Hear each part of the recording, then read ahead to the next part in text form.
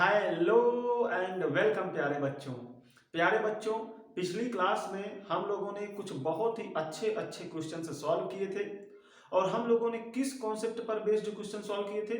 तो कॉन्सेप्ट ये था कि किसी ऐसी कॉन्टिन्यूअस बॉडी जिसमें मास डिस्ट्रीब्यूशन यूनिफॉर्म हो, साथ ही साथ वहां पर सिमेट्री नजर आए, तो बॉडी का जो सेंटर ऑफ मास होता है वो बॉडी के सिमेट्रिकल सेंटर पर ही होता है प्यारे बच्चों।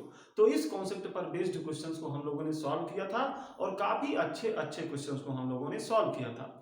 अब इसी तरीके से एक क्वेश्चन और है हमारे पास। ये क्वेश्चन आईआईटी जेईई 2009 के एग्जाम में पूछा गया हुआ क्वेश्चन है।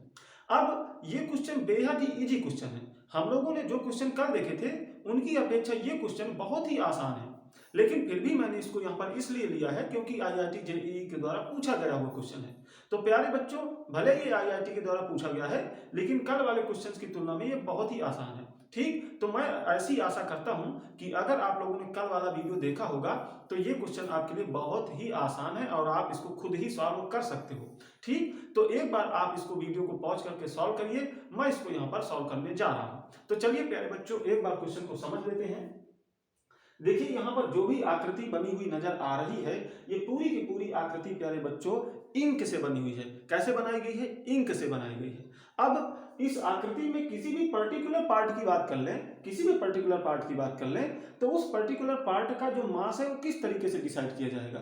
तो वो इस बात से डिसाइड किया जाएगा कि उस पर्टिकुलर पार्ट को बनाने के लिए कितने मास की इंक का प्रयोग हुआ है। तो इस बात से उस पर्टिकुलर पार्ट के मास का निर्धारण किया जाएगा प्यारे बच्चों। ठीक, अब यहाँ पे किसी भी पर्टिकुलर पार्ट को देख लो तो वहां पर सिमेट्री नजर आएगी। ठीक, इसीलिए यहाँ पर कल वाले कॉन्सेप्ट लग जाएंगे और ये क्वेश्चन बड़ी ही आसानी से सॉल्व हो जाएगा प्यारे बच्चों। ठीक, तो यहाँ पे मास डिस्ट्रीब्यूशन तो यूनिफॉर्म ही होगा। ठीक, ऐसा हमें मानकर ही चलना है जब तक स्पेशली ना बोले कि मास डिस्ट्रीब्यूशन नॉन यूनिफॉर्म है। ठीक, तो यहाँ पर मास डिस्ट्रीब्यूशन तो यूनिफॉर्म ही मान के चलना है।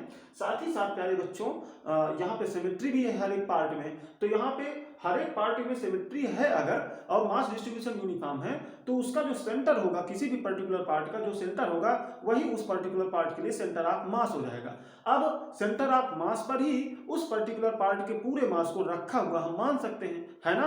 तो इन्हीं कॉन्सेप्ट पर बेस्ड ये क्वेश्चन है। तो ये क्वेश्चन बड़ी ही आसानी से सॉल्व हो जाएगा जैसे हम लोगों ने कल सॉल्व किया था, बिल्कुल उसी तरीके से। तो चलिए प्यारे बच्चे इसको सॉल्व करते हैं।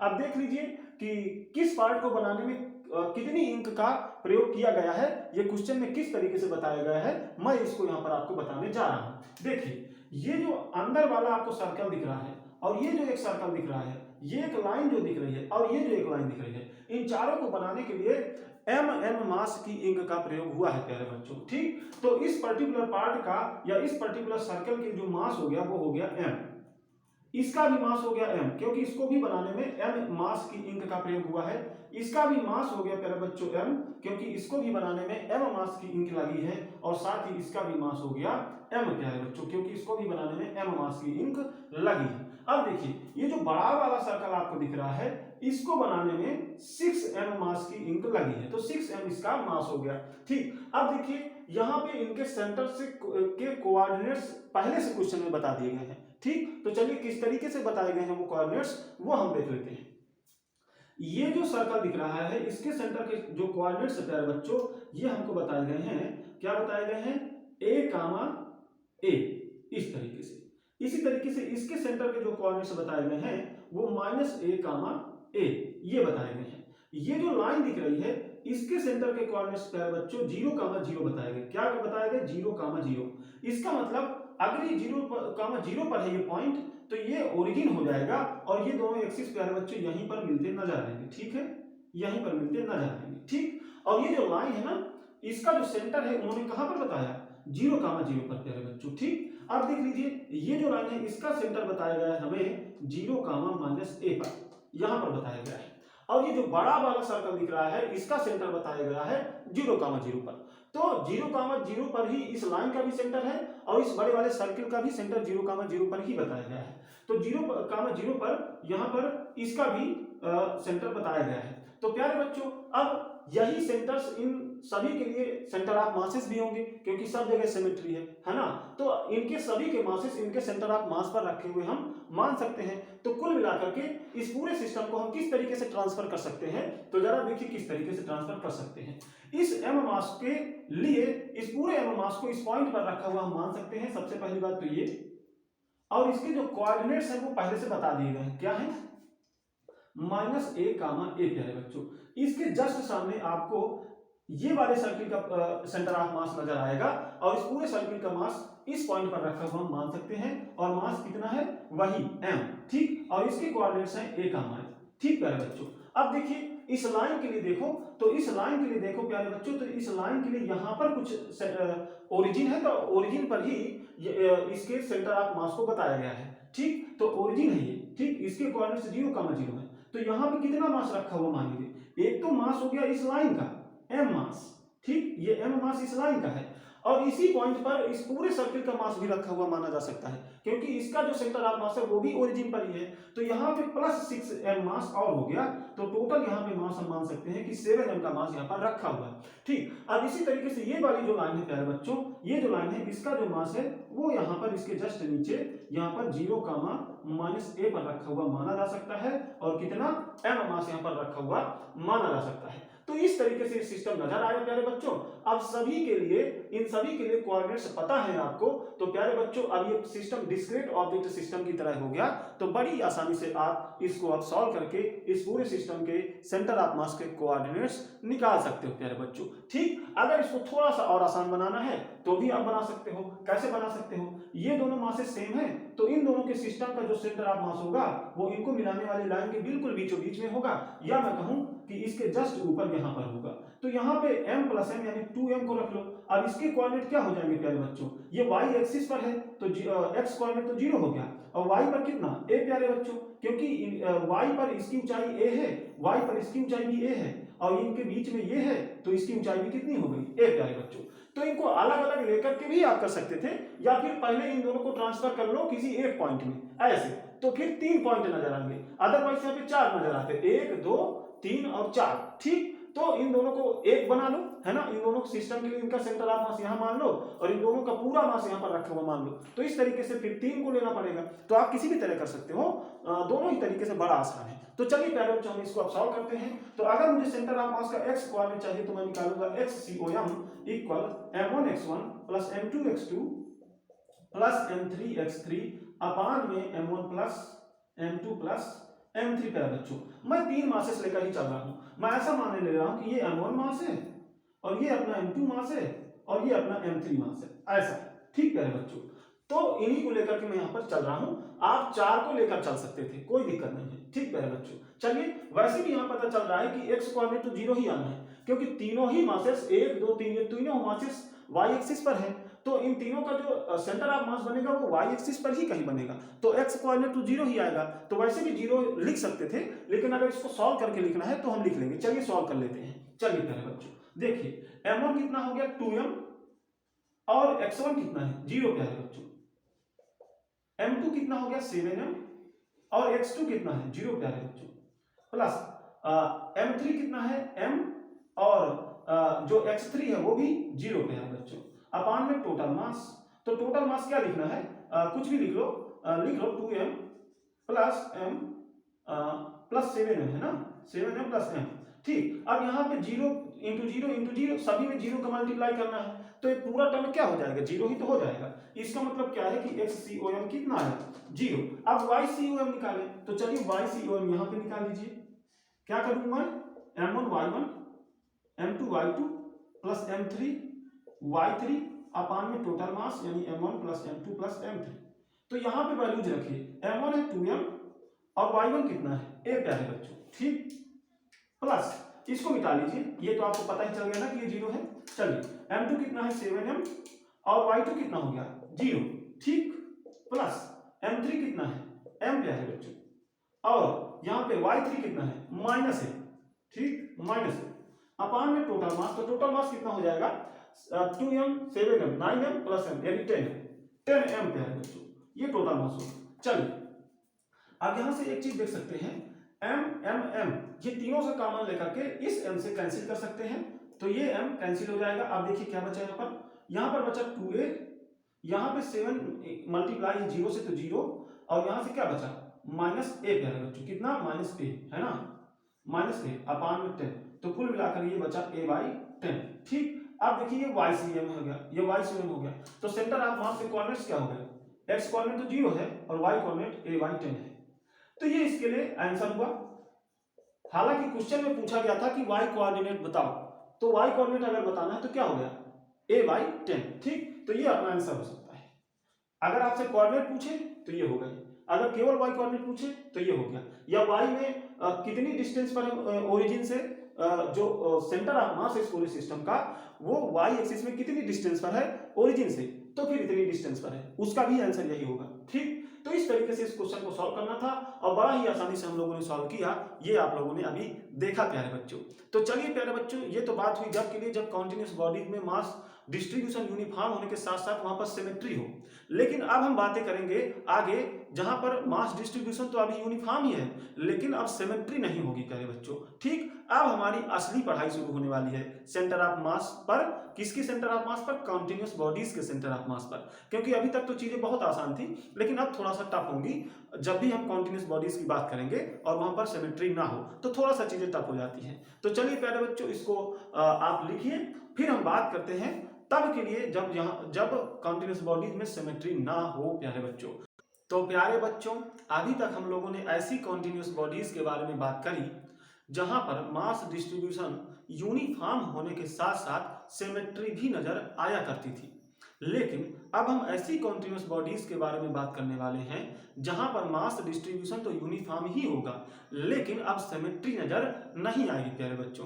तो अब चीजें थोड़ा थोड़ा कठिन होती हुई नजर आएंगी। तो चलिए प्यारे बच्चों, ऐसी पहली हम जो बॉडी ले रहे हैं वो है हाफ रिंग, या इसी को हम बोल सकते हैं सेमी सर्कुलर वायर। तो कहीं पर अगर सेमी सर्कुलर वायर लिखा मिल जाए तो उसका मतलब यही होगा कि ये हाफ रिंग है। ठीक प्यारे बच्चों, तो ऐसी बॉडी हम सबसे पहले ले रहे हैं और यहीं से हम शुरुआत करने जा रहे हैं। तो चलिए प्यारे बच्चों, यहां पर देखिए, ये एक हाफ रिंग है, इसकी रेडियस r है, इसका मास कैपिटल M है। ठीक, अब इस हाफ रिंग का सेंटर ऑफ मास जो भी होगा, जहां भी होगा, उसके कोऑर्डिनेट्स क्या होंगे इसके सेंटर से, ये हमें निकालना है। तो इसके सेंटर से इसके सेंटर ऑफ मास के प्यारे बच्चों कोऑर्डिनेट्स निकालने हैं। ठीक, कोऑर्डिनेट्स निकालने हैं। अब कोई पहले जैसे नहीं सॉल्व करने लगेगा कि इसके सेंटर पर ही इसके सेंटर ऑफ मास होगा, ऐसा नहीं है, क्योंकि अब यहाँ पर सिमेट्री नजर नहीं आ रही है। तो आप ऐसे ही देखते ही नहीं बता सकते हो कि इसका सेंटर ऑफ मास यही होगा।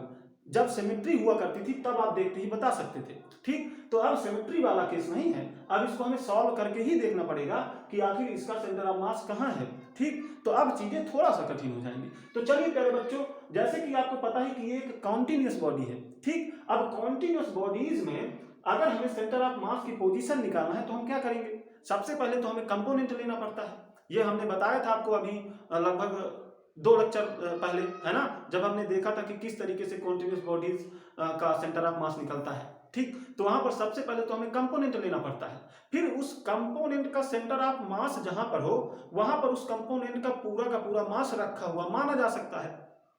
फिर उस मास को ले लो और उसके पोजीशन वेक्टर को ले लो, तो मास इंटू पोजीशन वेक्टर ले लो, फिर उसको इंटीग्रेट कर दो, अपान में टोटल मास रख लो, तो प्यारे बच्चों सेंटर ऑफ मास की पोजीशन निकल जाती है। बस यही तरीका है। तो सबसे पहले तो हमें, क्योंकि ये एक कॉन्टिन्यूस बॉडी है, तो सबसे पहले हमें इसके लिए एक कंपोनेंट लेना पड़ेगा।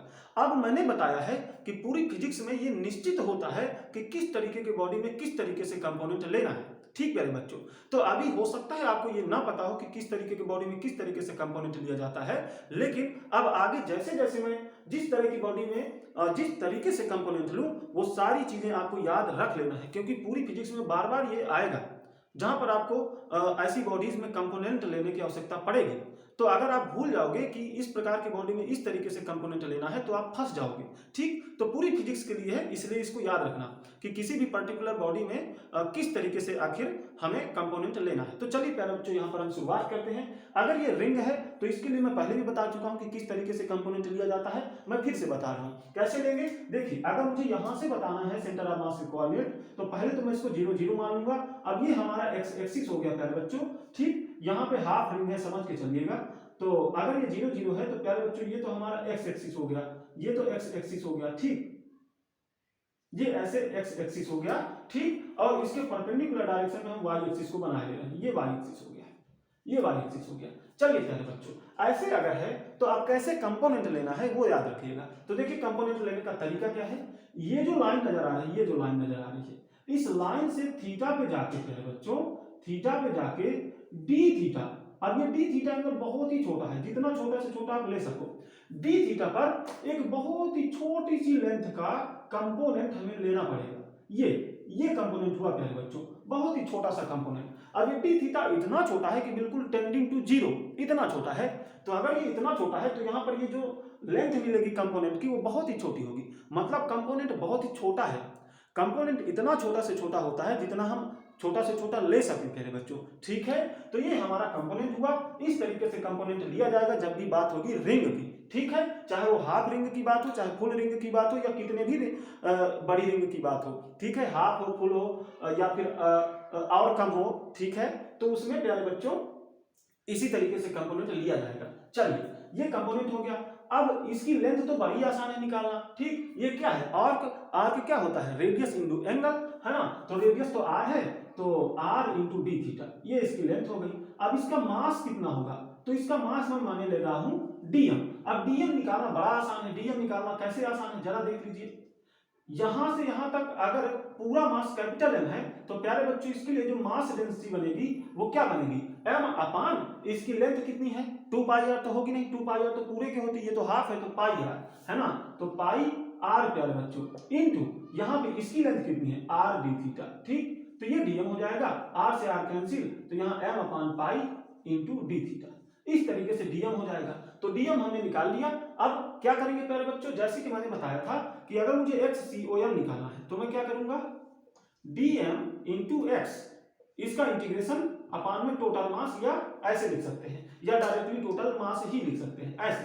तो इस तरीके से एक्स सी ओ एम निकालूंगा। अगर वाई सी ओ एम निकालना है तो यहाँ पर वाई लिखूंगा, है ना, डीएम इंटू वाई अपान में टोटल मास, है ना, यही तो करूंगा। तो इसके लिए अगर सबसे पहले देखिए, ये तो एक्स सी ओ एम हो गया, वाई सी एम कैसे निकालेंगे उसको भी लिख लेते हैं। तो डीएम इंटू वाई, इसको इंटीग्रेट करो अपान में टोटल मास। तो ऐसे सेंटर ऑफ मास का एक्स कोऑर्डिनेट और ऐसे सेंटर ऑफ मास का वाई कोऑर्डिनेट निकलेगा प्यारे बच्चों। अब देखिए ये क्या है, डीएम तो हमने निकाल लिया, ये क्या है, ये प्यारे बच्चों डीएम का एक्स कोऑर्डिनेट है, और ये क्या है, ये डीएम का वाई कोऑर्डिनेट है। तो सबसे पहले इस डीएम के एक्स और वाई कोऑर्डिनेट को ही निकाल लो ताकि आगे हम चीजों को बड़ी आसानी से सॉल्व कर पाए। तो चलिए इसके लिए एक्स और वाई कोऑर्डिनेट निकाल लेते हैं। अब प्यारे बच्चों ये बहुत दूर दूर नहीं है, ये यहाँ पर आपको दूर दूर नजर आ रहे हैं, लेकिन ये डी थीटा इतना छोटा है कि बिल्कुल ये एक दूसरे पर ओवरलैप करते हुए नजर आएंगे, ऐसे बिल्कुल एक दूसरे के नजदीक। तो कुल मिलाकर के अगर मैं इसके कोऑर्डिनेट लिखूं तो ऐसे लिख सकता हूं, देखिए अगर ये रेडियस है और ये एंगल थीटा है तो ये लेंथ कितनी हो जाएगी, आर कॉस थीटा, और ये जो हो जाएगी आर साइन थीटा। तो कुल मिलाकर के इसके जो कोऑर्डिनेट हो गए वो क्या हो गए, R sine theta, sorry R cos theta, क्योंकि एक्स में तो आर कॉस थीटा है ना, एक्स में तो आर कॉस थीटा है, R cos theta comma R sine theta. तो प्यारे बच्चों ये इसके कोऑर्डिनेट हो गए। चलिए अब से यहाँ पर सॉल्व कर लेते हैं। तो हमें कोऑर्डिनेट निकालने थे सेंटर ऑफ मास के, तो ये हो जाएगा एक्स कोऑर्डिनेट, ये वाई कोऑर्डिनेट, जेड कोऑर्डिनेट 0 होगा। ऐसा क्यों, क्योंकि ये जेड में है ही नहीं, जेड में है ही नहीं प्यारे बच्चों, ये एक्स और वाई प्लेन में है ना। तो चूंकि ये एक्स वाई प्लेन में है तो इसका सेंटर ऑफ मास भी एक्स वाई प्लेन में ही होगा, तो जेड कोऑर्डिनेट तो ऑटोमेटिकली 0 होगा। या फिर आप ऐसा कर सकते हो, और cos theta minus R sine theta comma 0। तो कामा 0 जब होगा तो जब जेड सी ओ एम करोगे ना, जब जेड सी ओ एम करोगे तो डी हम यहाँ पे जेड तो 0 है तो यहाँ 0 रखोगे जब, तो यहाँ पे ऑटोमेटिकली लास्ट में 0 ही मिलेगा। तो जेड कोऑर्डिनेट तो क्या है, 0 ही मिलेगा। तो इसको सॉल्व मत करिए, इसको हटा दीजिए, ठीक। आपको सब पता है कि ये एक्स और वाई प्लेन पर ही है, तो एक्स वाई प्लेन पर ही प्यारे बच्चों यहाँ पे सेंटर ऑफ मास के कोऑर्डिनेट्स कुछ मिलेंगे। तो चलिए सबसे पहले तो हम एक्स सी ओ एम ही निकालने जाते हैं। चलिए इसको यहाँ पर सॉल्व करना शुरू करते हैं। तो X C O M equal DM, DM रखिए यहाँ पे M by pi into D theta, ठीक। अब एक्स रखो तो एक्स कितना, इसका एक्स कोऑर्डिनेट, तो एक्स कोऑर्डिनेट कितना है, और कॉस थीटा, और कॉस थीटा। अब इसको इंटीग्रेट करो अपान में टोटल मास, ठीक, अपान में टोटल मास। चलिए अब ये कैपिटल एम इस कैपिटल एम से तो कैंसिल हो ही जाएगा, 1 अपान पाई को बाहर निकालो अब यहाँ से आर भी निकालो, आर भी तो कांस्टेंट है, ये भी तो नहीं इंटीग्रेशन में जाएगा है ना, तो इसको भी बाहर निकालो। अंदर क्या बचेगा, cos theta into D theta, केवल यही बचेगा। अब यहाँ पे इंटीग्रेट करो। अब लिमिट ऐसी लगानी है कि पूरी की पूरी जो रिंग है अपनी हाफ रिंग पूरी कवर हो जाए, ठीक है। तो 0 से पाई, अगर 0 से पाई का लिमिट लगा ले तो यहाँ से यहाँ तक पूरी रिंग कवर हो जाएगी। तो चलिए 0 से पाई की लिमिट आपको लगाना पड़ेगा। यहाँ पे अब नीचे से जो कैपिटल एम था वो कैंसिल हो चुका है, तो आप कुछ नीचे लिखने की जरूरत नहीं है। तो ये आया। अब इंटीग्रेट करो, चलो r अपान पाई cos थीटा का इंटीग्रेशन है sin थीटा, और यहाँ पे लिमिट थे 0 से पाई पे है बच्चों। अब इसको देखो x COM कितना आएगा, यहाँ से देखो या फिर इसी के आगे या यहीं लिख देते हैं। चलिए इसके आगे हम यहाँ पे सॉल्व कर रहे हैं, r pi sine pi minus sine 0 है ना, ऐसे करेंगे साइन पाई माइनस साइन 0। अब देखिए साइन पाई की भी वैल्यू 0 होती है और साइन 0 की भी वैल्यू 0 होती है, तो कुल मिलाकर के जो x COM आ गया वो क्या आ गया, 0। ठीक, x COM कितना आ गया प्यारे बच्चों, 0 आ गया। आप ऐसे भी देख सकते थे कि यहाँ पे y एक्सिस के अबाउट सिमेट्री नजर आ रही है, आपको y एक्सिस के अबाउट सिमेट्री नजर आ रही है, या मैं कहूँ कि इसके इधर जिस तरह से और जितना मास डिस्ट्रीब्यूशन है उस इसके इधर भी उसी तरीके से और उतना ही मास डिस्ट्रीब्यूशन है प्यारे बच्चों। तो निश्चित रूप से इस पूरे सिस्टम का जो सेंटर ऑफ मास आएगा वो y एक्सिस पर ही आएगा प्यारे बच्चों। तो केवल y कोऑर्डिनेट मिलना ही था, ठीक, ये हमें पहले से देखकर ही पता चल रहा था, लेकिन फिर भी हमने आप लोगों के लिए सॉल्व करके लिए दिखा दिया। ठीक, ये पहले ही पता चल रहा था कि x कोऑर्डिनेट 0 होगा, कि ठीक है, लेकिन हमने आपके लिए सॉल्व कर दिया। चलिए प्यारे बच्चों अब हम YCOM निकालने जा रहे हैं, ठीक है, YCOM, ठीक है। तो कैसे करेंगे, डीएम तो पता है, n अपान पाई इंटू डी थीटा, यही था।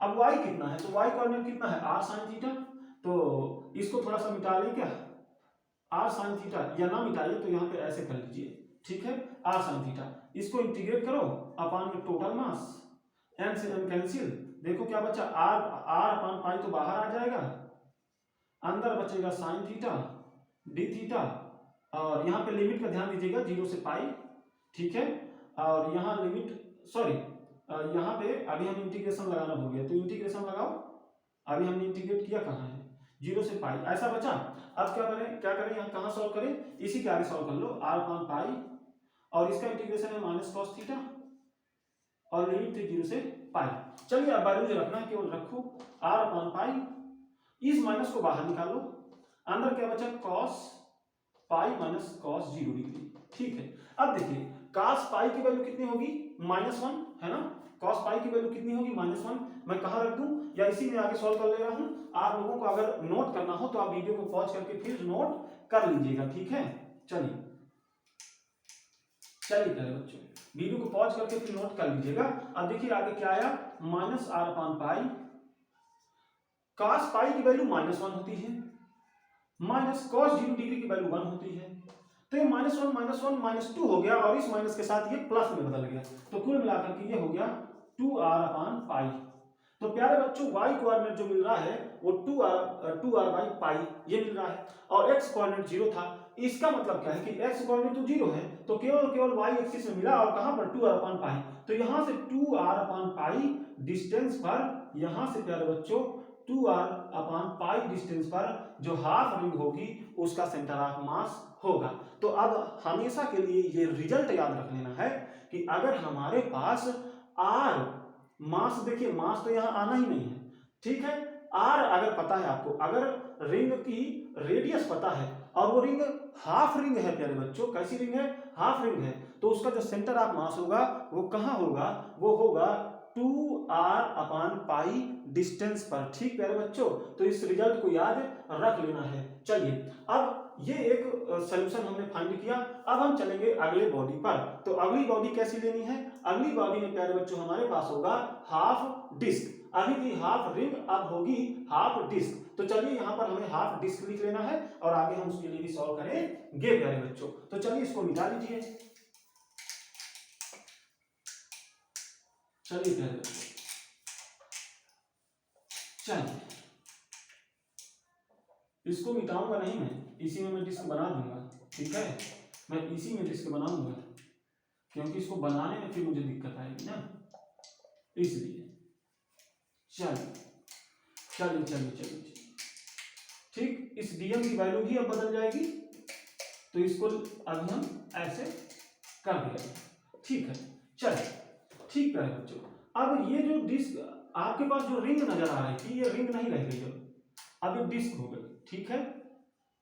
ये प्यारे बच्चों डिस्क हो गई, और इसका भी मास कैपिटल एम माने ले रहे हैं, और इसके लिए भी जो रेडियस है वही हम माने ले रहे हैं, क्या है, रेडियस कैपिटल आर प्यारे बच्चों, ठीक है। तो यहाँ पर इसको पहले बना लो आप।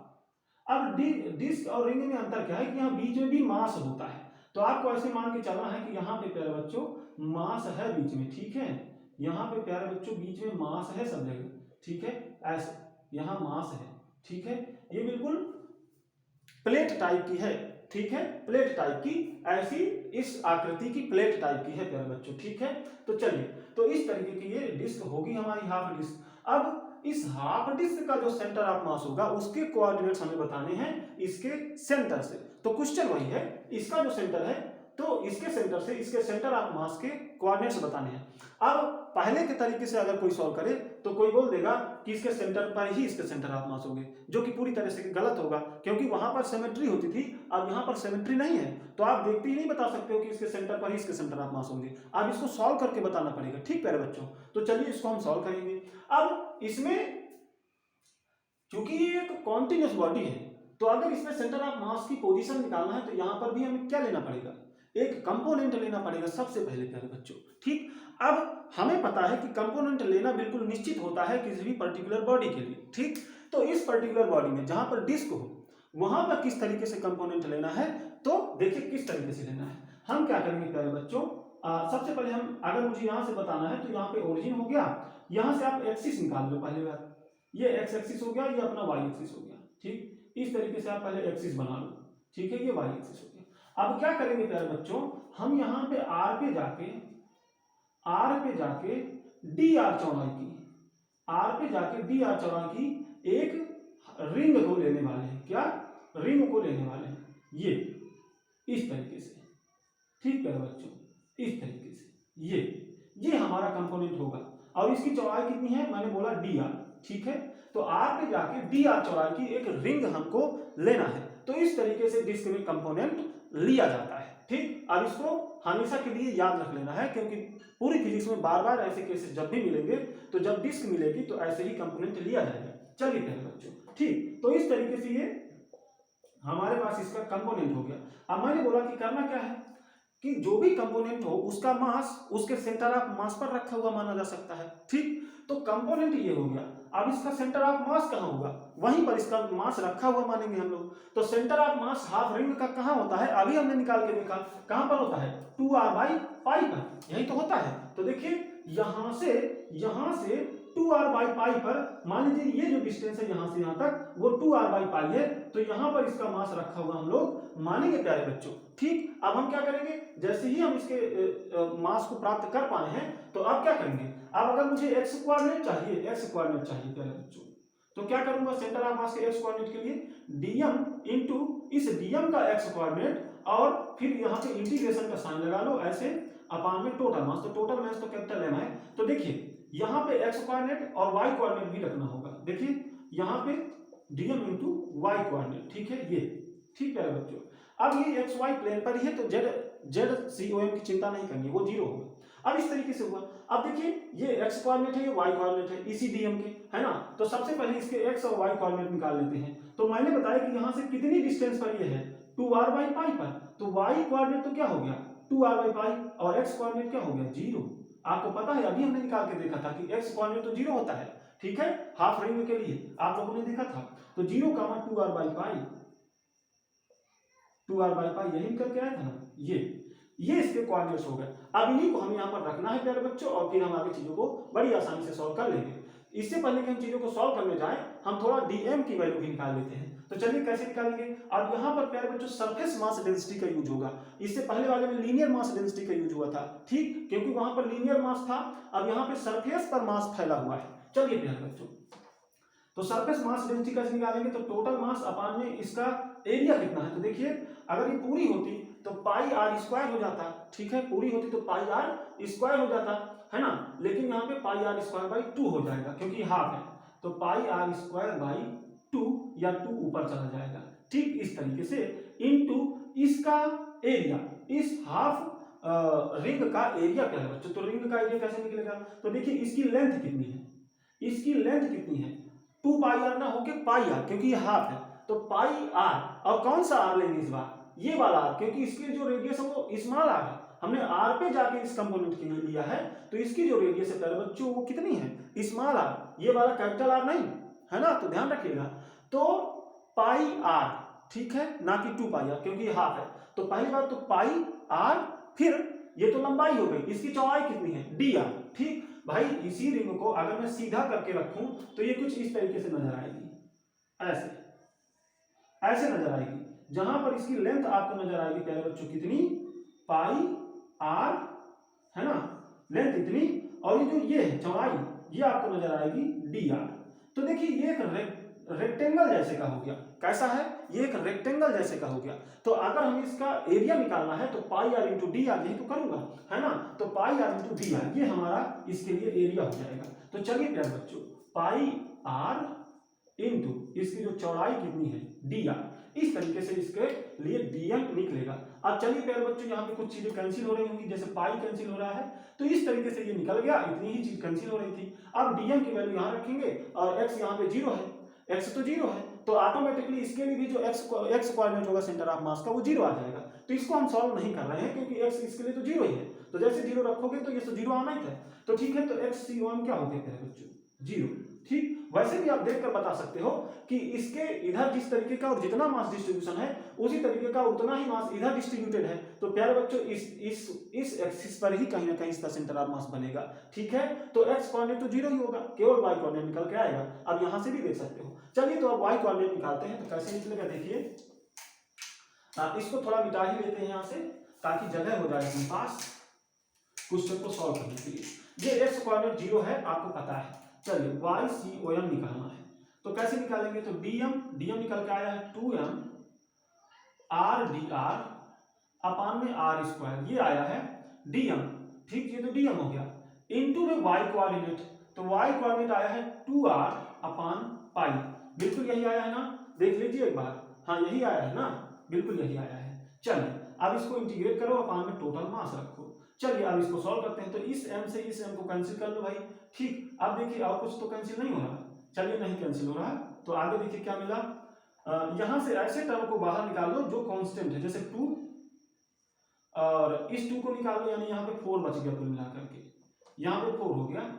अभी देखो और क्या है, 4 और नीचे से R स्क्वायर और इधर से पाई, तो इतनी चीजें बाहर हो गई, अंदर देखिए क्या बच रहा है, R यानी R square into D R, ये बच रहा है। अब इसको इंटीग्रेट करो।